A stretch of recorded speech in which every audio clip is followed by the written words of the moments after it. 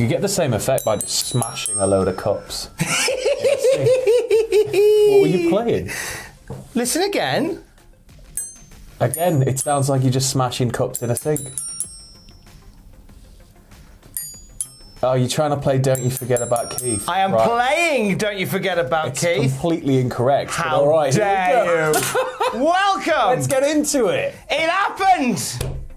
It happened. I'm so happy. What a great Thursday. There's like nothing we can say that people aren't already feeling. It's Keith Lee finally on the stage and being treated with the respect that he deserves.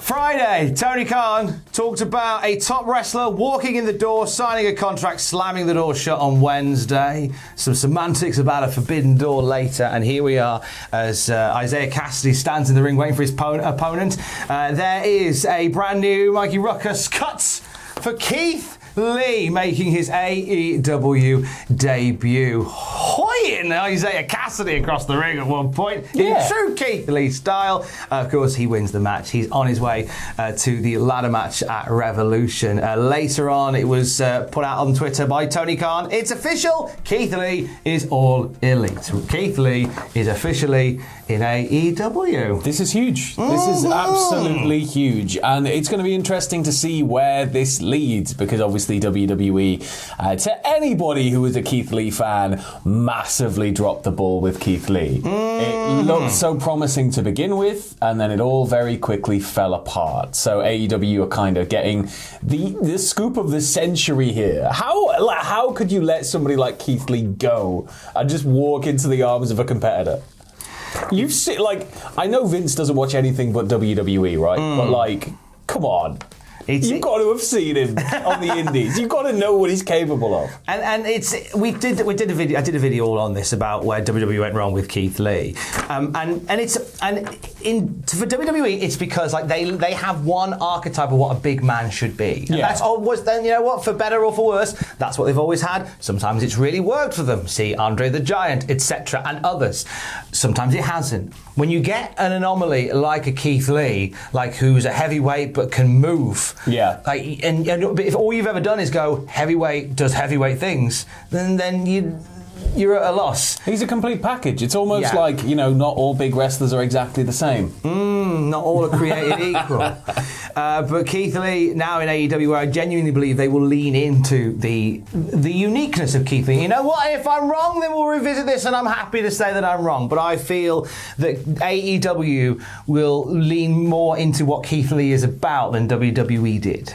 Yeah, in my opinion, they can't drop the ball with Keith Lee. It's a very important. I mean, they can. So, no, but I'm hoping they won't. They physically can't because this is an important signing. Oh right, I thought it's like a statement to bring in somebody like Keith Lee and treat them properly. We will see, but he's in, and he's part of the Revolution in March. We'll see what happens from next. It was during this match that they made a little cheeky reference to Jeff Hardy. Yes. Did AEW. Yeah. They caused all the ruckus last night. So it was during the match that Matt Hardy, in the corner of Isaiah Cassidy, jumps into the crowd and just wanders off, to which Tony Schiavone described Matt Hardy's movement as erratic, which is a play on the whole Jeff Hardy being released thing, because WWE described Jeff Hardy's behaviour that day at that house show as erratic, and his behaviour was erratic when he jumped into the crowd and walked off. They're just lampooning that. It's all getting a bit meta for my liking. It's quite meta, isn't it? Yeah. It is quite meta. It's just meta's fun, but when it starts getting to the point where, as we're going to talk about, you're defining things that don't really need defining and apologising for it. It's too meta for my liking. A little later on in the night, we see Jeff. Get a little later on, after Jeff's being mentioned, we see Jay White, New Japan Pro Wrestling Switchblade. Jay White rocking up to help the Elite beating up Roppongi Vice. In the past few weeks, White has been mentioning AEW during promos. He's had a few matches with AEW talent away from AEW, and it looks as if now he's going to be a part of things going forward. Tony Khan Khan put out a tweet after Dynamite saying, "I didn't secure Jay White until Sunday.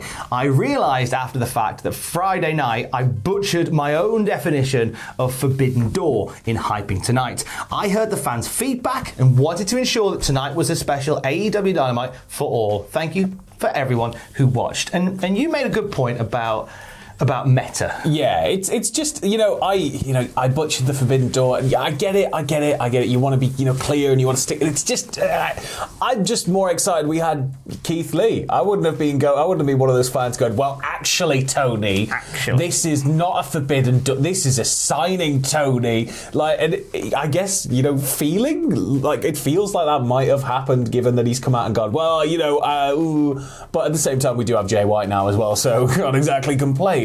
We did get a lot of, I certainly got a lot of people reach out to me and say, you realise you're talking about Keith Lee coming in, but it's not technically Forbidden Door. Who cares? He's coming in. Who cares? We shouldn't really get bogged. And it's fun when they come from another company. It's fun when they get signed. It's fun seeing them out there having fun. Yeah. It's wrestling. That's it. Yeah, it's there is that. I get that why people would be like Al Pacino, and he was like, that's what living is.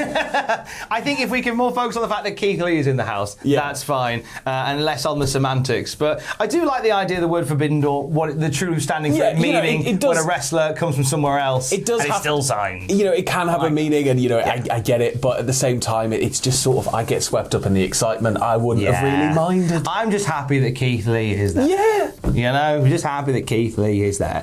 There was a few other notable appearances for the first time on AEW Dynamite and around the scenes of Dynamite. AQA, who was formerly Zeta Ramia in NXT, she turned up last night back as AQA. Which is both the name that she had in Booker T's Reality of Wrestling and the education board in the United Kingdom. That kind of sent a shiver up my spine if you failed your A-levels. Just remember that I was studying for biology. She made the teacher teaches you the wrong syllabus. Yeah, that was a fun one. We're all sat around looking at each other in the room like... The syllabus for AQA on this particular night was Jade Cargill Anomics. She challenged for the TBS title coming up short, but you will have seen, no doubt, GIFs online, on Twitter, on your socials of that gorgeous shooting star press. Absolutely. Oh! Amazing. Sign it just for that. Fun little match between those two, actually. Also, PW Insider reporting that former NXT coach and producer Ace Steel has been backstage at Dynamite last night. He was also at the Dark tapings in Orlando, Florida, which suggests that he might be coming in to do some stuff with AEW behind the scenes. Well, it makes sense. If you have people that are skilled in the background, the production side of things, you can never have too many on tap, really, because you never know when something's going to go wrong. You never know when you're going to expand. You never know when somebody's going to be ill and you just need somebody.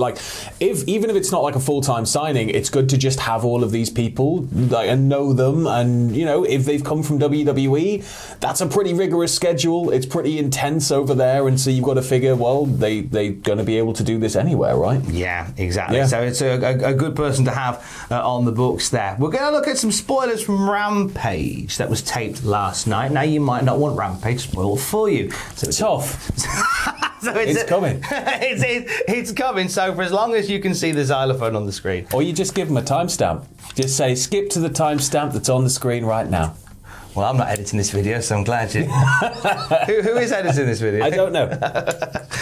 Dancing. No, don't put any more animations in there. I don't want to make it any longer. Put a rabbit on the screen. Rampage spoilers from last night. Then the Young Bucks beating Roppongi Vice. So this leads on from what happened on Dynamite last night. It was during this match that we saw another appearance by Jay White. Post-match, hitting the ring and laying out Trent Beretta. Nice. So Jay White getting into it with Adam Cole and the Bucks, which is a nice get for them. Hit me with some more scoops, Tom. Scalps. We had Dr. Britt Baker beating Robin Renegade. So Robin Renegade is a student of QT Marshall. Yeah. Who did some nice things here. Thunder Rosa came out afterwards to stop a post-match beatdown. Jamie Hayter and Mercedes Martinez got amongst it as well, and they started arguing, and Dr. Britt Baker appealed for calm. It does suggest that maybe there's a split going between those three. It's maybe kind of time to start those rumblings. I feel Hook battered Blake Lee. Well done. Well, why wouldn't Why wouldn't he? They sent Hook again. And Jungle Boy and Luchasaurus beat the Ass Boys, Austin and Colton Gunn. In what is being told was actually a really fun tag match between those two. I'm glad to see Austin and Colton Gunn getting a shine in the tag division. It's nice to see Ass that. Boys getting a nice shine. Yes, very nice, very evil Ass Boys. Rampage coming on Friday night, and you'll see all those with your own very eyes. The top story today: Keith Lee and Jay White making debuts for AEW. More details throughout the day about that at Cultaholic.com.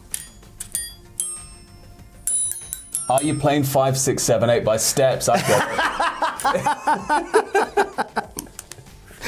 Love you, bye.